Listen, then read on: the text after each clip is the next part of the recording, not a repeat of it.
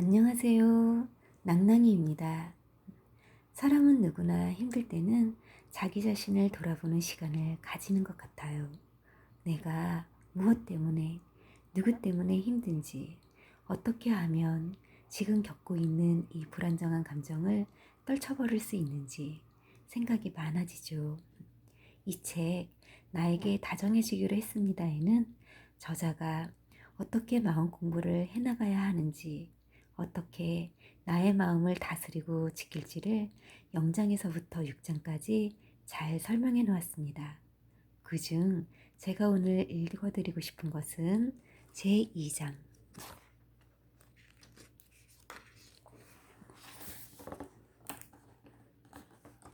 기억을 정화하면 알 수 있는 것.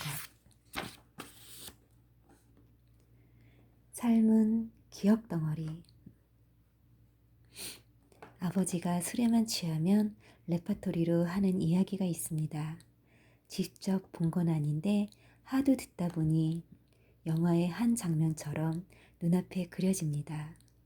아버지가 기금속 도매업을 오래 했는데 제가 초등학교 4학년 때 그게 엎어져서 빚 때문에 방황을 많이 했어요. 그러다가 원양어선을 타기로 결심했죠.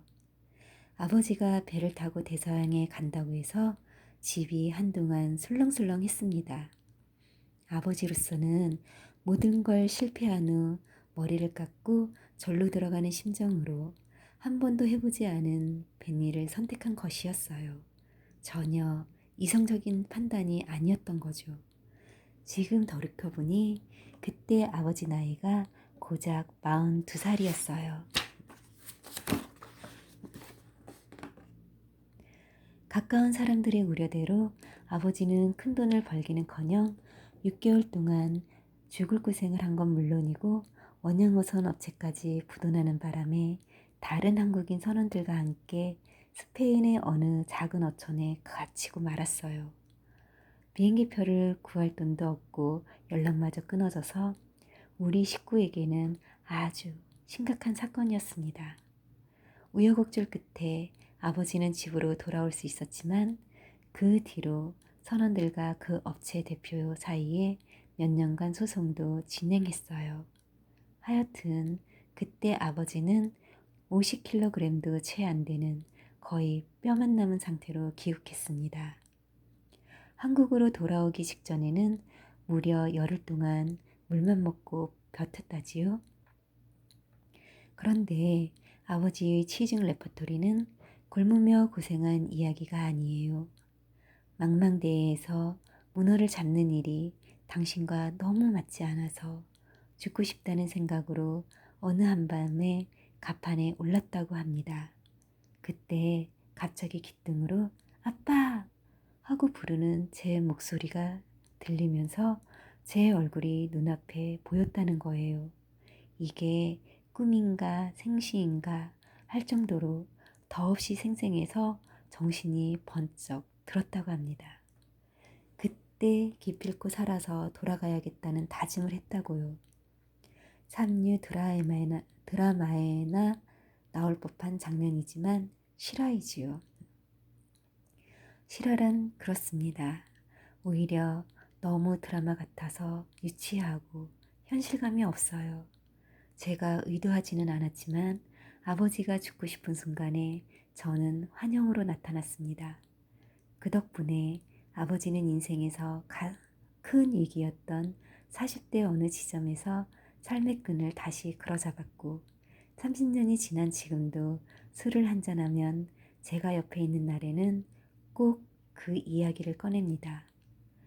그 이야기를 들으면 늘 찡해요.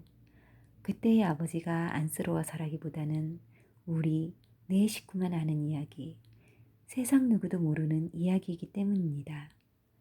그 기억은 우리가 죽거나 잊어버리면 없어지는 작은 세계입니다. 삶 자체는 기억 덩어리입니다. 작은 기억, 큰 기억, 과거 기억, 최근 기억 등 기억을 연결하는 과정을 편의상 삶이라고 부를 뿐이죠. 가까운 사람이 죽으면 왜 슬퍼할까요? 우리만 아는 기억에서 나만 아는 기억으로 바뀝니다. 기억의 일부가 뜯겨 나가는 것으로, 즉, 내 삶의 일부가 사라진다고 느끼는 거예요. 어떤 병보다 치매를 왜 두려워할까요? 기억이 사라지면 자기가 지나온 삶이 사라지기 때문입니다. 그걸 마음의 원리로 설명하면 이렇습니다. 마음에는 기억하는 기능이 있습니다. 마음의 가장 큰 역할이 기억하기입니다. 의식적으로 하는 기억도 있고 의식하지 않았는데 저절로 되는 기억의 비중도 비교할 수 없이 큽니다. 기억이라는 마음의 기능 덕분에 우리는 삶을 연속적으로 인지합니다. 앞에 한 말을 기억해서 뒤에 한 말과 연결해 그 맥락을 이해하고요. 실로 오랜만에 만난 사람을 10년 전에 본 기억과 연결해서 잘 지냈어? 라고 물을 수 있습니다. 또 기억을 의미화해 저장하면서 내 인생은 말이야 라고 자기 삶을 되돌아볼 수 있어요. 그래서 내 마음을 보는 일은 내 기억을 보는 일과 같습니다. 바로 조금 전의 기억부터 어린 시절의 기억까지가 내 삶이니까요. 그렇다면 자신에게 이런 질문을 한번 던져보세요. 삶이라는 커다란 기억 덩어리를 나는 어떻게 다루고 있지? 마음 챙김은 기억을 바르게 하는 일. 마음 챙김이라는 말을 좀 들어보셨나요? 마음 챙김에 관해 약간의 지식이 있다면 판단 없이 알아차리는 것, 마음이 지금 무엇을 하는지 아는 것, 이 순간에 일어나는 일에 주의를 기울이는 것, 이런 대답을 할 테지요. 훌륭한 대답입니다. 다만 조금 더 들어가서 살펴본다면 마음 챙김의 원래 개념은 기억과 관련이 깊습니다. 마음 챙김은 불교 전통 명상에서 주요 요소 중 하나로 언제나 강조되어 왔습니다. 원래 마음 챙김은 정념, 곧 바르게 기억한다 라는 뜻입니다. 잘 알아차려라, 마음을 챙겨라, 마음 챙김해라, 가 어째서 바르게 기억해라 라는 말일까요? 얼핏 잘 연결되지 않는데 현대 뇌과학이 밝혀온 기억 과정을 놓고 이해하면 수월합니다.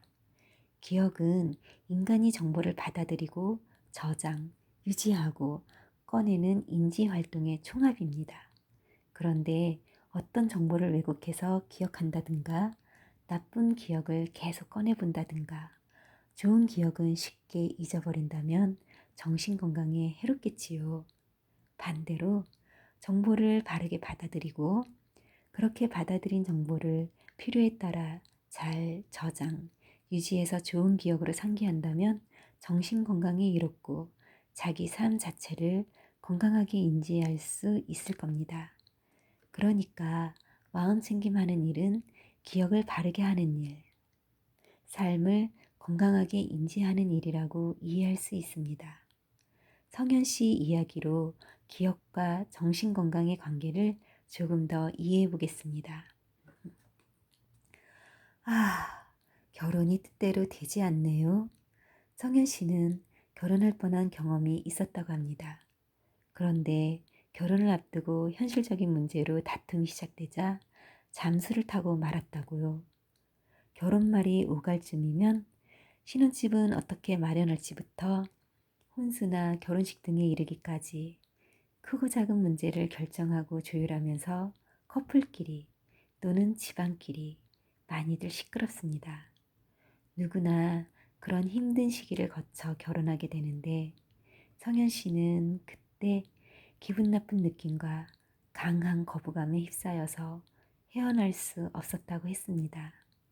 아무래도 결혼에 대한 두려움이 있어서 무의식적으로 거부했나 봅니다.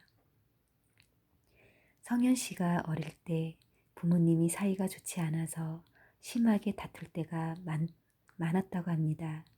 그때마다 방 안에서 혼자 떨며 숨지기는 시간이 길었다지요.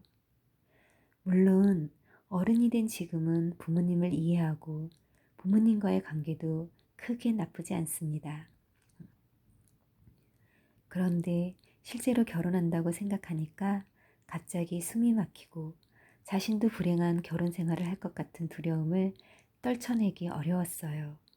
무엇보다 결혼 준비 과정에서 소소한 다툼이 시작되자 싸우는 엄마와 아빠 사이에서 오는 꼬마로 돌아간 기분이어서 몹시 당황스러웠습니다. 흔히 이를 몸에 남은 기억이라고 하죠. 어떤 기억이 연상되는 상황에 처하면 자신도 모르게 심장이 두근두근하고 위축됩니다. 이를 자기 의지력으로 제어하지 못한다는 걸 경험하고 나서야 그 옛날의 일이 나에게 생각보다 큰 상처로 남아있음을 인지합니다. 이를 기억 프로세스로 설명하면 이렇습니다.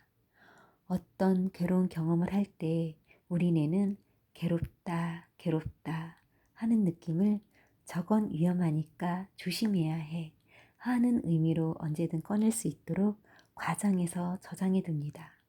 이는 장기 기억 중에서도 절차 기억으로 저장됩니다. 절차 기억은 잠재의식 저 밑바닥에 각인되어 있어요. 그런데 이때 그 상황을 객관화해서 판단하는 서술 기억은 억압됩니다. 한마디로 어린 시절에 생존의 위협을 느끼는 상황을 겪으면 당시의 팩트는 매우 흐릿하게 뭉개지고 감정은 과장해서 더 뚜렷하게 새겨진다는 이야기입니다. 그래서 어린 시절에 받은 상처는 대개 인지적으로 억압되어 있어서 제대로 설명하지 못합니다. 괴로워, 너무 무서워, 억울해 라고 진폭이 큰 감정으로 기억하기 때문입니다. 성현 씨는 말합니다. 지금이야 다 알죠. 부부로 살다 보면 심하게 싸울 때도 있겠죠. 머리로는 이해하거든요. 머리는 알지만 가슴은 모르는 이야기가 남아있다는 뜻이겠네요. 가슴으로 이해하기. 그건 어떻게 할까요? 비틀린 기억을 펴면 여러분도 꼬마 성현이가 되었다고 한번 상상해 보세요. 부모님이 큰 소리로 싸우고 있습니다. 방 안에서 혼자 귀를 틀어막은 채 웅크려서 울고 있다고 해봅시다. 아주 어린 아이에게 부모는 땅과 같잖아요.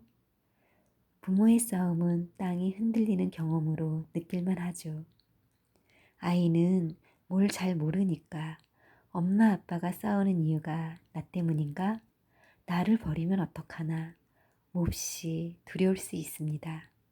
어린 나에게 가장 큰 위협은 부모가 나를 사랑하지 않는 것이니까요. 그런데 부모가 서로 싸울 때는 아이를 사랑하지 않을까요? 이번에는 아이의 방문 밖에서 싸우고 있는 젊은 엄마 아빠가 한번 되어봅니다. 나로서는 부모님이 자주 싸웠던 모습과 나한테 했던 행동만 기억하고 있었지. 그때 부모님의 그 마음을 느껴본 적은 잘 없을 겁니다. 높은 언성과 악다구니 속에 숨겨진 부모님의 마음을 읽어봅니다. 미칠 듯이 서로 싸우는 중에 어린 나를 향한 진짜 속마음은 무엇이었을까요? 내가 너무 미안해. 너무너무 사랑해. 우리 아이. 어느 부모든 그런 상황에서 속마음은 똑같습니다. 나빠 보이는 부모조차 그래요. 서로 완전히 이성을 잃고 싸울 때도 아이에게는 미안해하고 아이를 사랑하는 마음을 부모는 잃지 않습니다. 단지 지금 자기 상황이 너무 싫고 자신의 감정과 행동을 전혀 통제하지 못할 뿐이죠. 다시 말하지만 아이를 염려하고 사랑하는 마음에는 한치의 거짓도 없답니다. 그리고 지금의 내 나이보다 더 어렸을지 모를 그때의 엄마 아빠가 무슨 철이 얼마나 있었겠어요. 나도 지금 겨우 이 정도인데. 그때 나에게 각인된 아픔만 가슴에 아로새기느라 나를 향한 부모님의 깊은 마음을 헤아려 보지 않으면 내가 계속 아플 수 있어요. 깊은 마음은 언제나 베일에 가려 있으니 잘 들여다봐야 합니다. 우선은 마음으로 지금의 내가 어린 나를 안아줍니다. 그러고는 엄마, 아빠는 서로 미워서 싸우는 순간에도 너만큼은 사랑하고 있다 라고 어린 나에게 충분히 이야기해 줍니다. 어린 내가 모르면 지금이 나도 완전히 안다고 할 수 없어요. 어린 나도 알아야 지금이 나도 진짜로 알 수 있습니다. 어린 시절 서로를 향한 엄마 아빠의 고성에 파묻힌 마음을 충분히 느끼는 일. 그것을 알고 어린 나에게 제대로 전하는 일. 그저 지금의 나와 어린 내가 서로를 깊이 안아주는 일. 이런 행위는 마음으로 자주 해줄수록 좋습니다. 50살이 넘은 아저씨들도 어린 시절에 힘들었던 자신을 떠올리며 안아주라고 하면 명상을 하다가 막 웁니다. 내 기억 안에 아직 아이의 감정이 그대로 남아있는 줄 미처 몰라서 놀라고 지금 마음으로 자기 어린 시절을 안아주는 이 단순한 연습의 치유 효과에 더 놀랍니다. 아마 이런 이야기를 글로만 읽으면 진짜 그럴까? 하고 좀 유치하게 생각될 거예요. 그런데 그거 아세요? 우리 속마음, 기억은 다 유치합니다. 그것은 오지이고 날 것이에요. 굳이 어디 상담소를 찾지 않더라도 명상 수업을 따로 듣지 않더라도 이것만은 부디 해보세요. 아울러 한 가지 중요한 작업도 함께 꼭 당부합니다. 바로 책임감 가지기예요. 내 아픈 마음만 자꾸 되뇌며 거기에 반응하고 살아온 습관에는 책임을 져야 합니다. 아픈 기억을 자주 꺼내면 아픔의 크기가 실제보다 몇 배로 커집니다. 부모가 불우한 상황을 만들었다면 불우한 상황을 더 불우하게 인식하고 강화해온 것은 내 마음 습관입니다. 물론 그 습관은 내 마음에 대한 무지에서 비롯됐을 테고요. 심리 상담을 잘못 받으면 내가 지금 이렇게 괴로운 이유는 부모와 상황 때문이구나 라고 이해하고 위로받는데 그칩니다. 이때 어느 정도 위안을 느끼고 마음이 가라앉으면 그동안 내 마음을 어떻게 써왔는지, 그렇다면 이제부터 어떻게 써야 좋은지 너무 모르고 살아온 나의 무지를 바라봐야 합니다. 위로만으로 끝나면 마음이 성장하지 못하거든요. 이런 과정을 천천히 거치면 비틀린 기억이 바르게 펴져요. 그러면 비틀렸다고 느낀 삶의 어느 부분도 점점 바르게 펴집니다. 마음 챙김의 원래 뜻은 바른 기억이라고 했죠? 그러니까 마음 챙김하는 연습은 바르게 기억하는 연습이라고 할 수 있답니다. 바른 기억이 상처를 치유한다. 하연 씨 이야기로 바른 기억, 즉 마음 챙김의 개념을 조금 더 이해해 보겠습니다. 하연 씨는 어릴 때부터 아버지와 사이가 좋지 않았어요. 하연 씨의 가족은 요즘에는 보기 드문 네 남매이고 더욱 보기 드물게도 아버지가 굉장한 남녀 차별주의자였어요. 언니와 여동생은 남동생과 딸들을 차별하는 아버지를 거의 포기했습니다.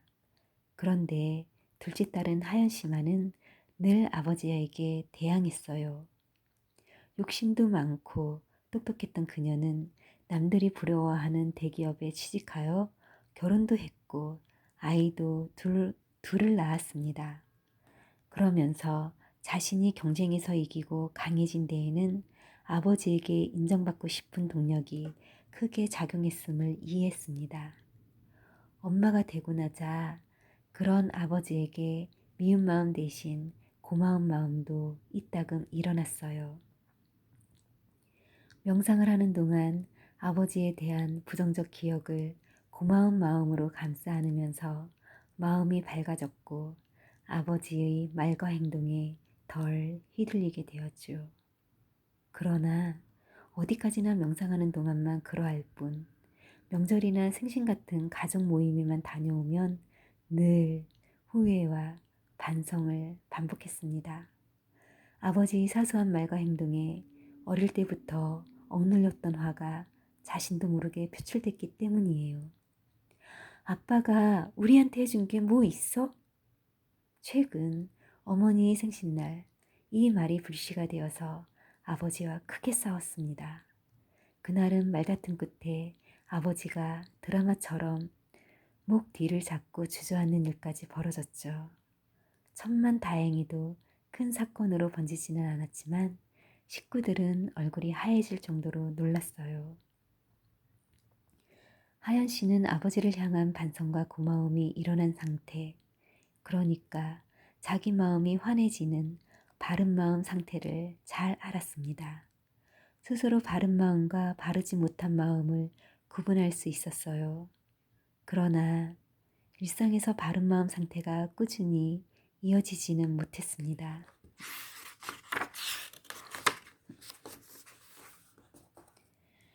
바른 마음을 일상에서도 쭉 기억하기, 이것을 바른 기억의 확립이라고 부릅니다.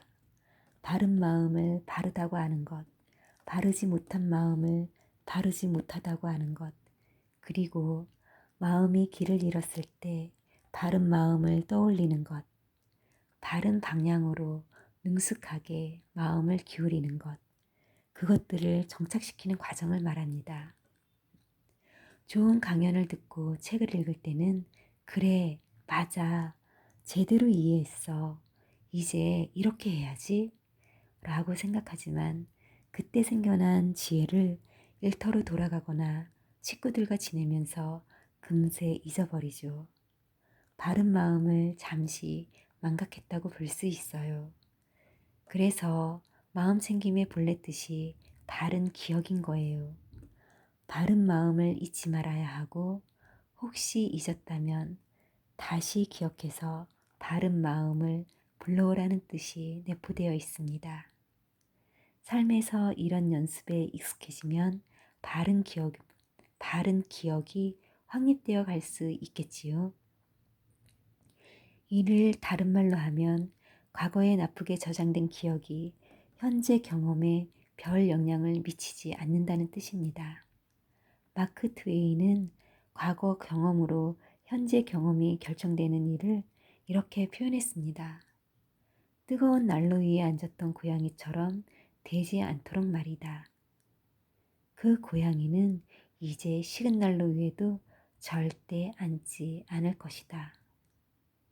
이 고양이와 우리가 다르다면 과거의 일은 교훈으로 삼 때 이 순간을 좀 더 즐기며 가벼운 마음으로 살아갈 수 있을 거예요. 나도 모르게 심는 고통의 씨앗. 지금 기억에 대한 이야기를 이어가고 있어요. 삶이란 기억 덩어리이고 그 기억 중에 왜곡된 부분을 바르게 펴는 일이 마음챙김 하는 일이라고 말했습니다. 그런데 마음챙김 명상에 관해서 이런저런 지식이 있는 분들에게는 이 기억에 관한 내용이 낯설 거예요. 요즘 마음챙김 이야기는 주로 오감, 생각, 감정의 흐름을 판단 없이 알아차려서 순간을 살아가기에 초점을 맞추고 있거든요. 물론 그 또한 너무너무 중요한 이야기입니다. 하연 씨라면 아버지와 대화할 때 캄다운을 속으로 되뇌는 건 이 순간에 꼭 필요한 주의력이겠지요. 다만 스트레스의 뿌리가 되는 생각인 아버지는 나를 인정해주지 않는다가 캄다운만 잘 되낸다고 해결될까요? 스트레스의 뿌리를 뽑아내려면 아픈 기억을 바르게 하는 작업이 반드시 필요합니다. 그래야 현재 삶이 그 기억의 영향을 덜 받습니다. 그러지 못하면 아픈 기억 때문에 자신도 모르게 고통의 씨앗을 계속 심을 수 있어요. 우리 아이가 다행히 내 뜻을 잘 따라줘서 유학을 보낸 딸아이에 대해 이야기하다가 미선 씨는 감정에 북받쳐서 눈물을 훔쳤습니다. 슬픔과 기쁨이 뒤섞인 얼굴이었습니다. 그 내용인즉 자기 과거의 한을 딸아이가 씻어주고 있다는 것이었습니다. 미선 씨는 요즘 세상에 저렇게 가난한 사람도 있나 할 정도로 너무 어렵게 자랐습니다. 부모님 시절도 아니고 지금 40대 중반인데 고등학교도 졸업하지 못한 채 공장에 다녔습니다. 미선 씨 말로는 하위 1%에서 시작해서 피를 토하는 심정으로 돈을 벌었다고 했습니다. 미선 씨는 세일즈로 성공했습니다. 지금 생활 방식은 중상층의 표본 내지는 모범 답안과 같습니다. 일찍 결혼해 낳은 딸아이는 15살에 유학을 가서 지난해에 미국 명문대에 입학했습니다. 여기까지 들으면 아픈 과거를 딛고 일어나 자신도 잘 나가고 자식을 명문대에 보낸 훈훈한 성공 스토리로 읽힙니다. 네, 겉으로 드러난 현상만 보면 정말 그렇습니다. 그런데 미선 씨는 마음의 많은 부분이 일그러져 있었습니다. 모든 부모는 자기 욕망을 아이가 대리하게 하는 실수를 저지릅니다. 모든 부모라는 말이 불쾌할 수 있는데 실수의 크기나 지속 기간에서 차이가 날 뿐 실수한다는 자체는 같아요. 내가 좋으면 아이도 좋을 것이라는 어리석은 사고가 그 바탕에 있죠. 다만 무지 때문에 일어나는 일일 뿐 부모가 아이를 나쁘게 하려는 의도에서 출발하지는 않습니다. 부모가 학교에 너무 가고 싶었는데 못 갔다면 거기다가 지금은 성공했다면 아이는 반드시 좋은 학교에 가야 하는 압박을 받습니다. 아이도 학교 공부를 좋아한다면 시너지 효과가 나는데 대부분 그렇지 않죠. 아마 학교 공부를 좋아하는 성향이 있더라도 부모가 거기에 엄청난 집착을 하고 있음을 느끼면 그때부터 아이는 공부를 두려워하게 됩니다.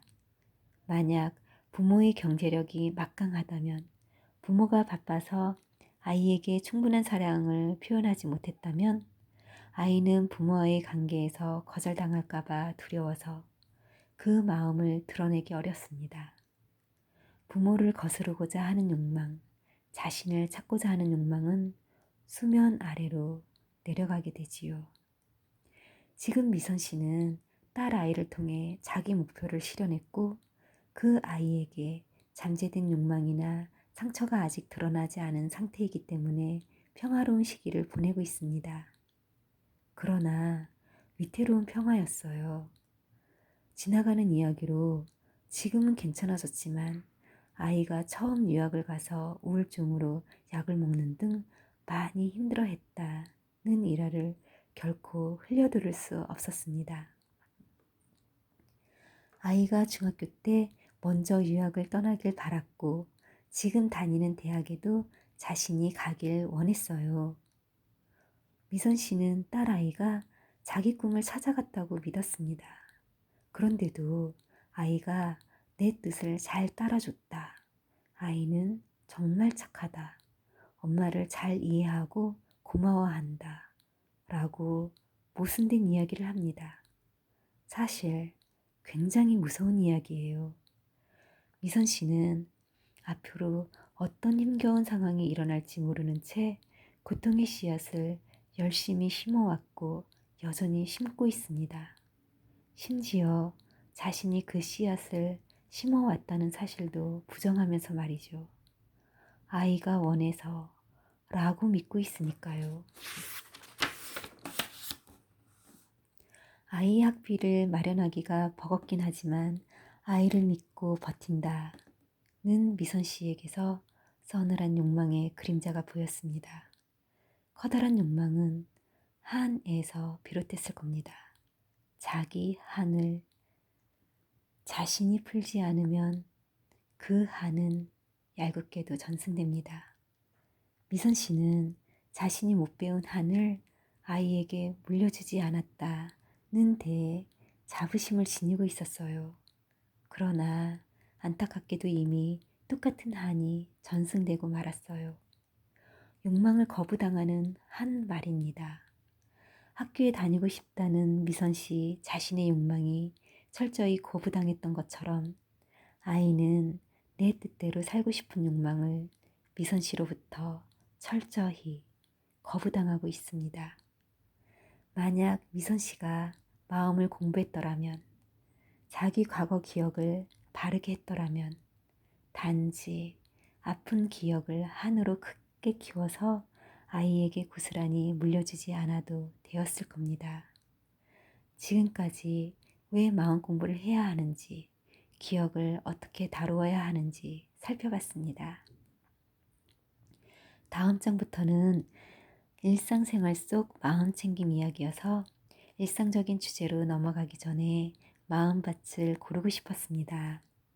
해묵은 기억 중에서 목에 가시처럼 탁 걸리지만 외면해온 기억, 잊고 살았는데 지금 나에게 강력한 영향을 미치고 있다는 걸 알게 된 기억, 이런 기억들이 있다면 잠시 숙고해 보면 좋겠습니다. 여기까지가 2장이네요. 글 내용에도 나와 있죠? 기억에 대한 사실은 흐릿하게 뭉개지고 감정은 과장해서 더 뚜렷하게 새겨진다고요. 그래서 기억은 진흙과도 같다는 말이 맞는 것 같아요. 어떤 기억들은 본인이 기억하고 싶은 것만, 사실은 배제된 채 감정이입이 과장되어 마음속에 새겨지니까요. 기억의 변형이 오는 거죠. 그것은 참 무서운 일인 것 같아요. 자신의 마음을, 감정을 객관적으로 바라보고 잘 다스릴 수 있도록 항상 노력해야겠습니다. 낭낭이었습니다.